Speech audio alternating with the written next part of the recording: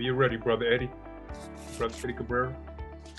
Good afternoon, everyone. I'm Eddie Cabrera Jr., Spring 20 in this year of the Mu Alpha chapter.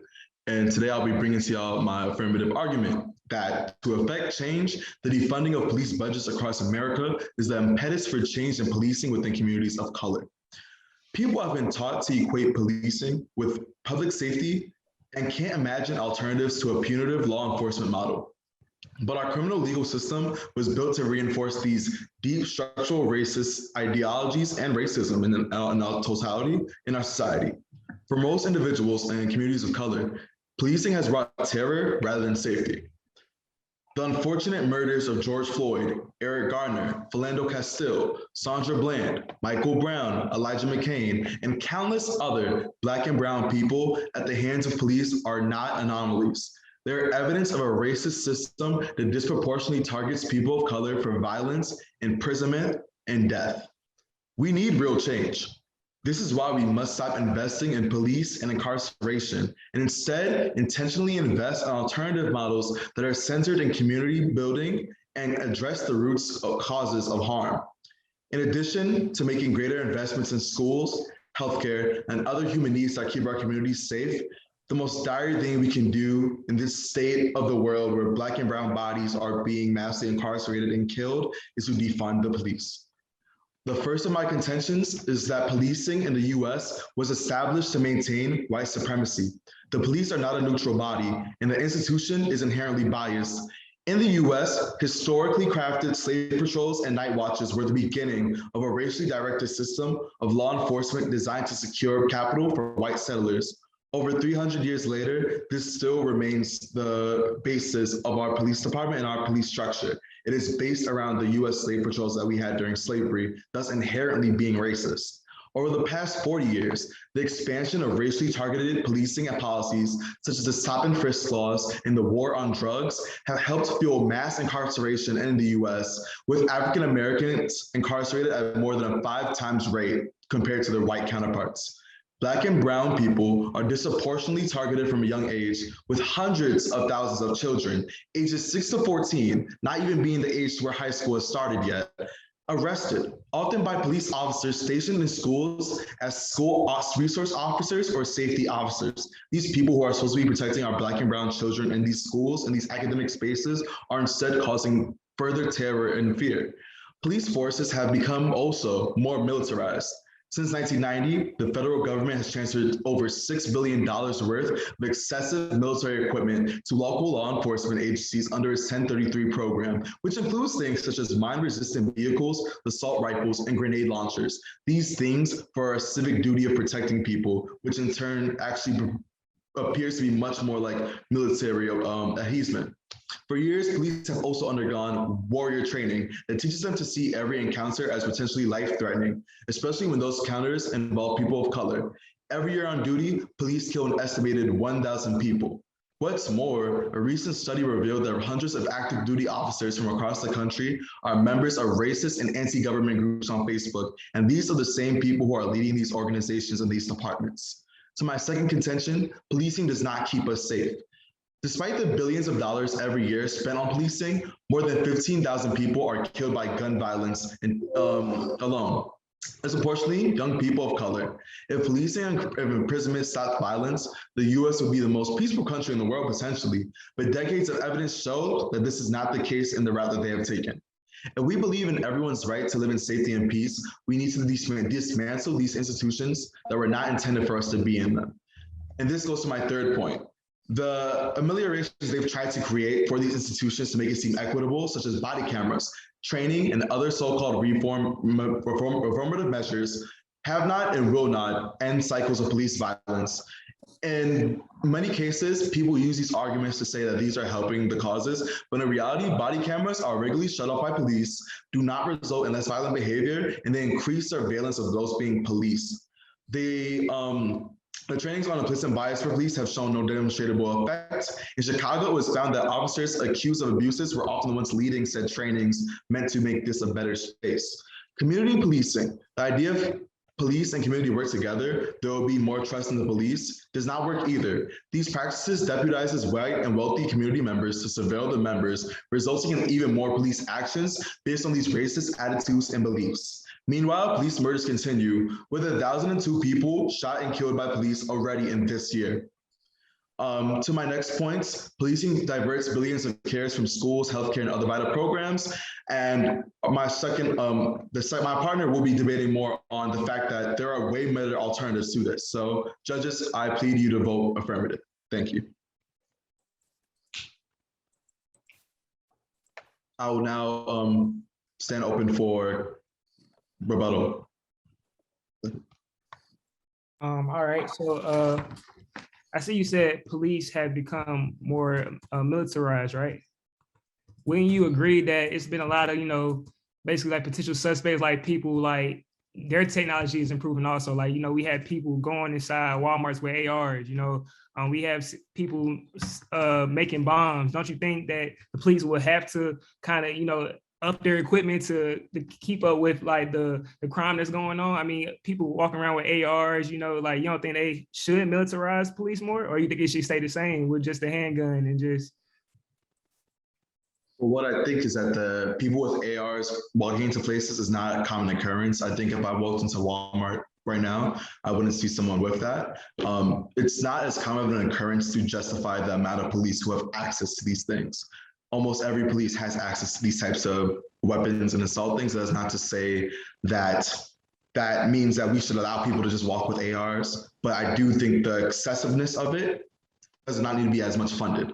Defunding to take away as much as we have would be justified because it's not as common of an occurrence that it's impending on like the rates of people dying as police are. I agree that what you're saying is not a common occurrence, but however, shouldn't police prepare for it's happening, and we don't want to keep seeing it happen. So shouldn't they prepare and, just in case, if one person can do it, anybody can do it. Anybody can go to the movies. So shouldn't they prepare and get more weapons in order to make sure that doesn't keep continuing to happen? That's why I'm pretty sure they are funding, militarized weapons to the police.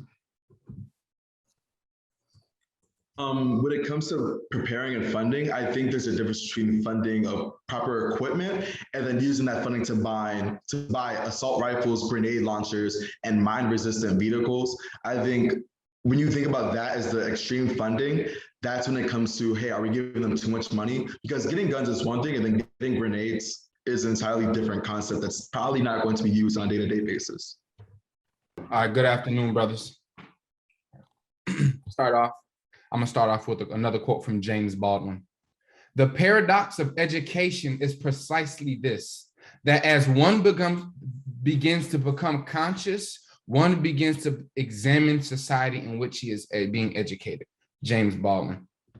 According to the International Association of Chiefs of Police, the general job description of a police patrol officer is to enforce laws and ordinances for the protection of life and property in their assigned area. Police officers receive assignments for the protection of a particular area, conducting investigations and apprehending criminals.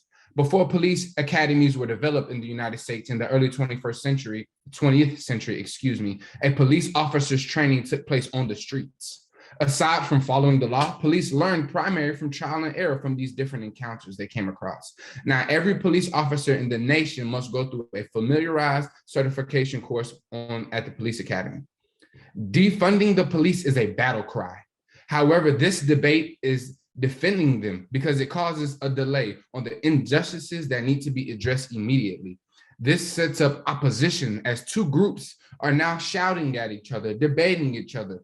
If only each other can see that there's a common goal, making our community safe for everyone. Police serve a vital role in our civilized society. They come when we call for help. They put themselves between people and danger. They do a job that many of us cannot imagine doing. It is the job that the new Kingsman officer Brian Shaw and too many of his brothers in uniform died doing, because we are all human. Moving forward and speaking on 2021 society, We need to have an amnesty moment regarding our laws, systems in place, and address all the intentional wrong our people of power are committing, excuse me. One of my brothers made a statement last round regarding money makes the world go around. Indeed, he is correct. However, that is what got us in the position we are in now. We have lost all integrity and forgotten the will of God, which is to love. Like my founding father said, first of all, servants of all, we shall transcend all. I am ready for my cross-examination. Okay, brother. So I had noted that during your argument, you had mentioned something like how there are mandatory trainings, right? Mandatory, of course, one of that would include implicit bias trainings. But in my argument, I had mentioned how these mandatory implicit bias trainings, according to AFC.org, had been led, especially in the area of Chicago, so that's our point of reference, were led by people who are convicted for abuse as police. So how do you answer to that? These mandatory things that would make this right? How is it effective if the people leading it are racist, are abusing people? How does that reflect in the police they're training, the hundreds to thousands of police they will be in contact with? Okay, good point, brother. So what we'll do is we have to neutralize the source, which is causing the training to be tainted. It's causing the training to be tainted because these guys have ill intentions with such racism, with these systematic values that have been embedded in the training, officers training. So my point is to recreate a new system of training. So if we are going to do police reform, put new money into it, we need to, back to the broken house there, we need to create a new foundation in order to continue to build and uplift, because we keep having these same conversations with the same foundation. We need to create a new slate, start a new foundation in order to build and grow, because it's too many racist chiefs and officers, like my brothers were saying. We need to, if we are putting money into education, we need people to be fulfilling these duties, fulfilling these roles, and implementing this change. So we have to neutralize that as a source, which is, this racism that's been going on. We need this amnesty moment because at this point, we all need to know we all know the truth. So let's say it, get it out, and go ahead and fix the problem. I think to that point, brother, that was really good that you mentioned about like how distributing things like education would be beneficial. I think that's one of the best things about being able to defund the police. You can still reconstruct it if you want and have it be less funded and give that money instead to things like education. So I think that was a really good thing that you mentioned because it approves our point. Yeah, we can do both. We can implement both regarding the change. That's time. The late great philosopher and activist James Baldwin once said in an interview with Dick Cavett, the police are a very real menace to every Black cat alive in this country. And no matter how many people say you're being paranoid when you talk about police brutality, I know what I'm talking about. I survived those streets and those precinct basements, and I know. And I'll tell you this, I know what it is like when I was really helpless, how many beatings I got. And I know what happens now because I'm not really helpless. But I know that when the police stop me now, they know that this is Jimmy Baldwin and not some other Black person. He would have blew my head off just like he would blow off everyone else's head. It could happen this morning. It could happen to my mother, my sister, or my brother. For me, this has always been a violent country. It has never been a democracy. As my partner stated, those names that he named were not anomalies. They were evidence as to why we need to defund the police. Defunding the police does nothing but get rid of things besides necessary defense. We talked about, my opponent mentioned how people walk into Walmart with ARs and mass shootings happen. Mass shootings, while they are anomalies, there are teams, SWAT units that are already in place for things like that. Your regular run-of-the-mill police officer does not need to be carrying a big loaded weapon like that. And back to our contentions, policing diverts billions of dollars from schools, healthcare, and other vital programs that need more funding to strengthen our communities and support shared well-being. I urge us to go back to our resolve. To effect change, the defunding of police budgets across America is the impetus for change in policing within communities of color. We're looking for change in our communities. The United States cities right now spend $100 billion a year on policing, while we need investments in education, healthcare, housing, and other critical programs that are going unfulfilled, particularly in poor communities, which are usually inhabited mainly by people of color, especially Black people. Chicago, for example, just funded a $95 million cop academy, while the kids right across the street who live in Section 8 housing are taking buses 30 and 45 minutes away every morning to go to school because their schools have been shut down due to Rahm Emanuel's and Mayor Lightfoot's taken away from the education budget. In New York City, one of the most racially diverse and POC represented cities in the nation, they spend more on policing than it does on the departments of health, homeless services, housing preservation development, and youth and community development combined. So we are giving more to the people who are terrorizing us than the services that could possibly re-upbring our communities without the possible monster that is gentrification. Our tax dollars have to be reallocated from the system that regularly murders Black people with impunity and instead be invested in programs that strengthen our communities. For our last contention, we are saying that our tax dollars should be invested in more humane and just alternatives to policing. That includes funding healthcare workers to respond to mental health emergencies instead of the police, because then it becomes escalated instead of someone who's actually trained in a mental health response. It also means shifting our resources to transformative justice approaches that support survivors and work directly with the person who has caused harm through community-based systems of accountability. Under these models, community members work together to keep each other safe. The human cost of investing in policing instead of our communities have been social as well as financial. We have created a society that looks up to policing as the answer to our problems, both real and imagined. Calling police not only in emergencies, but also in response to white people's fears or annoyance in many situations where people of color are simply trying to live their lives is our demise. Defunding the police is one step we can take toward. It's time. May I finish that line, big bro? Go. No. Oh. Defunding the police is one step we can take towards freeing up resources and public imagination for more just and humane approaches to community safety. That's all. I'm now open for cross-examination. I'm sorry. Okay. All right. Brother, you made a statement regarding how the funding is being misused and we need to include more funding in education, how the students aren't able to get the transportation and things of that nature. I made a statement regarding that most police are based on the region, the area. They have specific areas that they focus on, which is their jurisdiction. It's not about the funding because the education funding is already being misused itself. So we don't need to bring in police funding and include that in education funding when the question needs to be, how is the education funding already being utilized? Another point I have what's your question, bro? I'm just making a point before I ask my question because you made a statement, so I'm just giving rebuttal off the statement you made. I believe that so to add on, we don't need to be focused on adding more funding to the education when the education funding is already being misused. And also police reform is not only funding, it's about strategic implementation. The question I have for you is, do you believe it's more suitable for the law enforcement to be the ones carrying those weapons versus allowing our civilians to have access? Well, first to respond to all of your points, when we talk about misuse of education funds, we cannot talk about misusing something that was never there because we are pouring everything into police. So when you overfund the police, like we are doing now in a surplus, I believe my partner mentioned that over $6 billion was being used, then pretty much you're taking away from the things that really matter. And to answer your question, that's more of a gun control question and less of a police reform or defunding question. However, I will still stand on my point that we need to defund the police and they shouldn't be walking around with those types of big weapons because for what community are they serving, walking around with those big types of weapons and pretty much just staking their claim in their over the communities that they are supposed to be watching.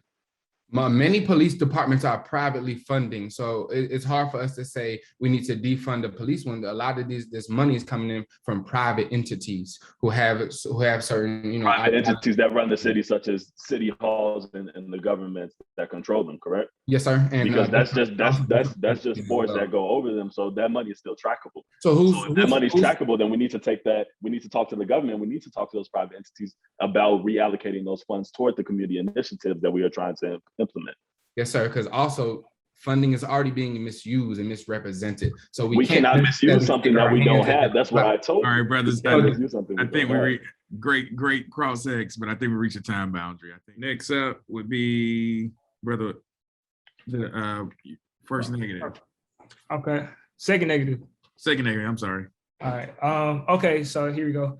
After the fatal shooting of George Floyd by Minneapolis police, several activists have called for defunding the police force. However, this proposal is misguided and ineffective since many of the reforms proposed by police abolitionists are already underway. Despite the slow and incremental change in police culture, the death of Michael Floyd should not be ignored or rationalized. It should serve as a wake-up call for all of us to acknowledge the hard work that still needs to be done to improve the relationship between law enforcement and the community they serve. Honestly, we need the police. The police are the first line of defense when it comes to addressing public safety issues, and they deserve to be funded. If they are abolished, the police will no longer be able to respond to emergencies and provide the level of service that communities deserve. This will result in delayed response times and a reduction in police presence in communities. Justice for these killings is about ensuring that law enforcement are held accountable for their actions and that they are trained to avoid repeating the mistakes that led to these deaths. It also means ensuring that every Black American has the confidence that their rights will be protected. Law enforcement remains the only entity of government that consistently responds to every situation where immediate help is needed. In an already underfunded profession, resources should not be taken away from law enforcement, but rather additional resources should be identified and provided to the areas of need. Reducing financial support and risking public safety in our communities is not a practical solution. In the idealistic society, it may be a good concept, but issues must be examined through the lens of truth and realism. At both the federal and state levels of government, we cannot have the often predictable dichotomy of all or nothing legislation. There must be an accompanying message to the public to reassure them that crime and public disorder will be addressed and crime victims supported. When police departments' budgets are cut, violence and civilian injuries increase, and departments turn to taxation by citation to raise money. Police departments should not be disbanded, but held to standardized national regulations, which should comply with international human rights laws. The key way to fight what is occurring today with police is by electing new police chiefs and government officials. It's also a bad idea to defund the police as it allows the bad actors to put others in harm's way. The police keeps us safe from violent criminals and domestic violence. It's hard to see how defunding the police will be negative consequences for the officers and communities they serve until it happens. But we can still make changes that will make the force stronger and safer.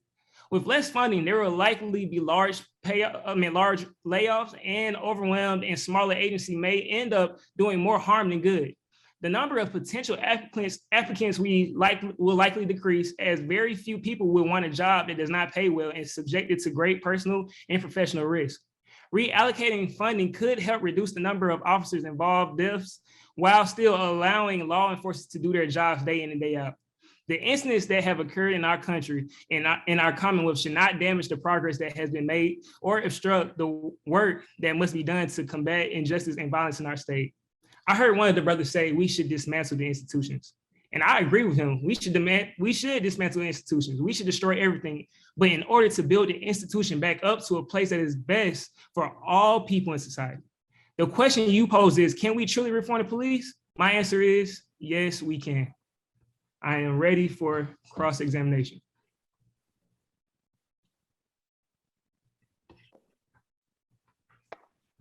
All right. Thank you, bro. For opening yourself up for cross-examination. So my first question, I want to ask you all, you give me a lot of points about, or you all have been pretty much reiterating the thought that educational funding is being misused, so to speak. Where does that idea come from? And is there any empirical evidence or data to pretty much back that statement? I don't remember saying anything about education being misused in my, that was the person prior, but. Yeah, I'm responding to the total arguments that y'all are. Okay. Thought y'all were fair. My bad.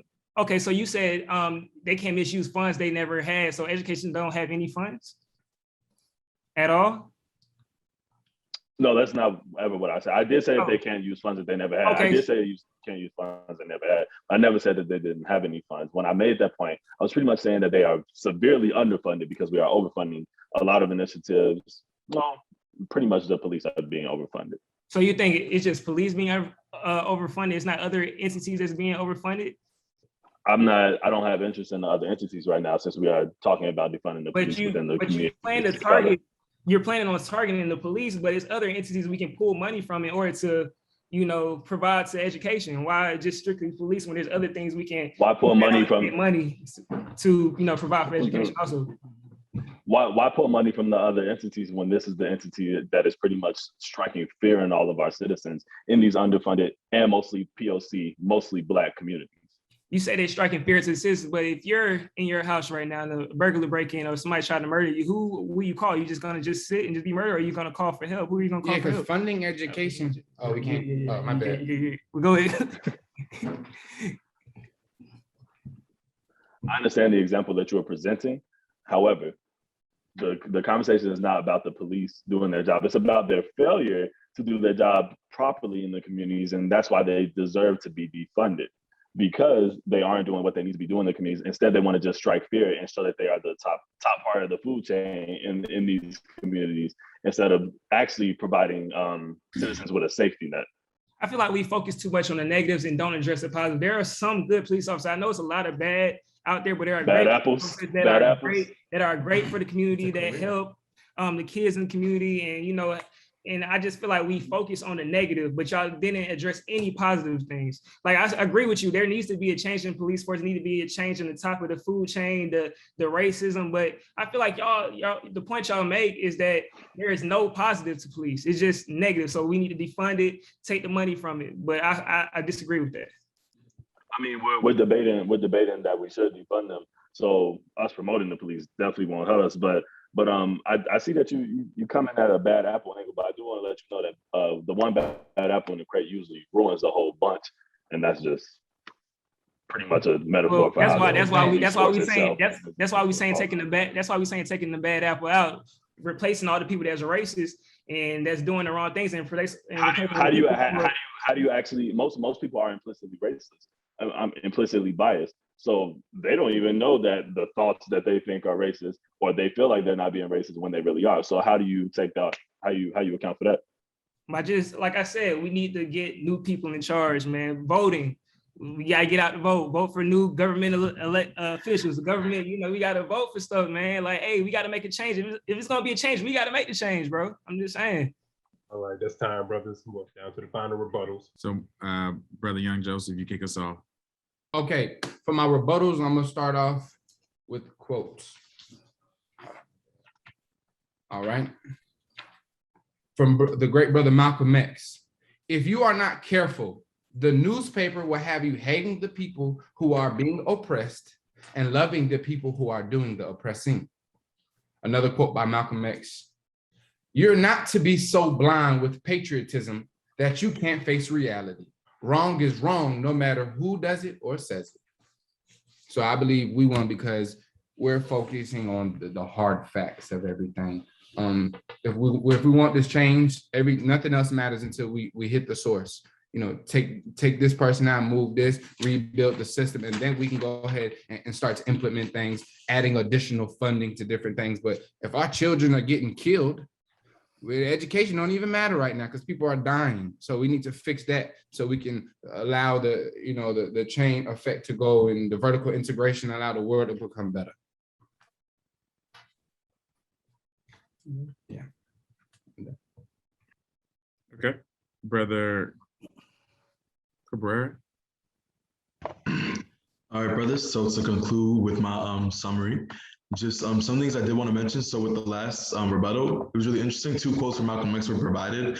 Those quotes in context are actually explicitly being against police forces. So it kind of proves our point that significant men like Malcolm X, or even to be cited in the opposing force, are so impactful. So I really appreciate that being mentioned. Malcolm X, great guy. Much of the opposing argument is based on assumptions that things will get fixed and become better in the future. Our argument is based on repetition in history and factual evidence that provides how corrupt policing is, and that defunding the police force will be most beneficial for people of color. Next, negative side also mentioned how truth being the means of judgment in policing, but the truth of a cop such as George Zimmerman cost the life of a young Black boy like Trayvon Martin. The objective truths of these people in these organizations, like in the police department, things like that, have only cost so many Black lives. So their objective truth in trying to make things better will in fact only cost more Black and brown bodies to be murdered. But to just reiterate our points and our contentions that have not been refuted, our first contention is that policing in the US was established to maintain white supremacy. Our second contention is that policing statistically does not keep people of color safe. Our third contention is that body cameras, trainings, and other so-called reformative measures will not end cycles of police violence. Our fourth contention was policing diverse billions of dollars from schools, healthcare, and other vital programs that need more funding to strengthen our communities and support shared well-being. And finally, our tax dollars should be invested in more humane and just alternatives to policing. Defunding the human cost of investing in policing instead of our communities has been a social and financial burden to us. We have created a society that looks to policing as the answer, both real and imagined, but these police have done nothing but terrorize our communities.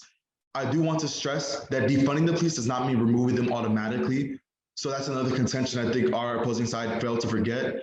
But defunding them is one step we can take to free up resources and public imagination for more just and humane approaches to community safety. Overall, defunding the police budget is a vital step towards liberation through the rejection of Eurocentric ideas in policing. We urge you to vote for the affirmative side. Thank you. Thank you, Brother Crawford. All right. I feel like we won the debate.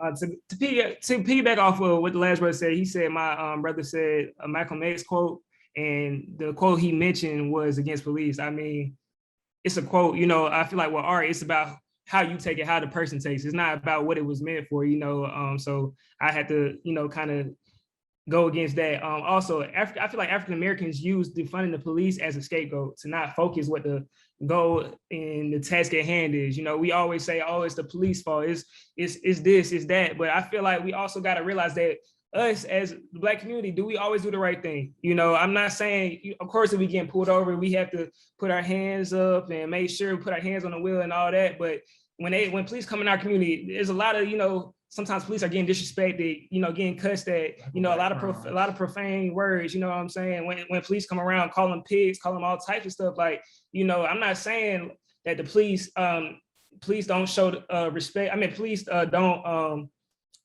abuse their power sometimes, but I'm just saying, like, show respect to the police sometimes. That's what I'm trying to get at. And also, I like to say the police getting militarized. I feel like, you know, police should get better weapons and better technology in order to go against people with AK-47s and AR-15s. I feel like we have to improve technology in order to, you know, face them type of things. Also, I just feel like as a Black community, we just gotta take accountability. You know, we gotta be able to, you know, point to the problem and then try to resolve it, you know, take steps at hand in order to make sure it's a better place for everyone. That's all. I'm done with my rebuttal. All right, thank you, Brother Trevili. Big Brother W.E.B. Du Bois once spoke, "A system cannot fail those who it was never meant to protect." The system of policing was never meant to protect people of color, specifically Black people, specifically the neighborhoods in which we live in, which are more than likely underserved and underprivileged. Long gone are the days of enforcing laws and ordinances and conducting investigations with due process and convicting criminals. No, here we stand at a crossroads where bias and systemic racism ingrained within the veins of police that disengage our people from our safety in their communities is king. We cannot feel safe if the people who are supposed to protect and serve us are against us. If they see us as walking targets, if they see us as criminals no matter what, how can we feel safe? Defunding the police doesn't necessarily mean we're trying to take everything from them, as my partner previously mentioned. Instead, we introduced the contention that there needs to be more alternatives. As I'll re-mention, we need to include healthcare workers and to respond to the mental health emergencies. We need more local municipal workers to respond to the domestic nonviolent calls, which make up 95.6% of police calls, while those violent calls make up less than 1% in several major cities, including New York City, San Francisco, California, and Chicago, Illinois, just to name a few. My opponents continuously mention how the youth in our communities can't feel safe if there's so much violence going on. I urge them, look into the eyes of a Black youth. I talk to my little sister every single day, and she tells me I need to be careful on my campus. And I go to school in Druid Hills, Georgia. She tells me I need to be careful on my campus because the police, no matter what, are going to see me as a threat. There's no stronger voice than the youth, than the future of our country.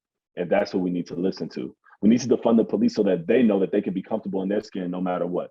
I'll leave you all with one last thought. Life comes before law, and people come before policy. Please, judges, vote affirmative. We need to defund the police.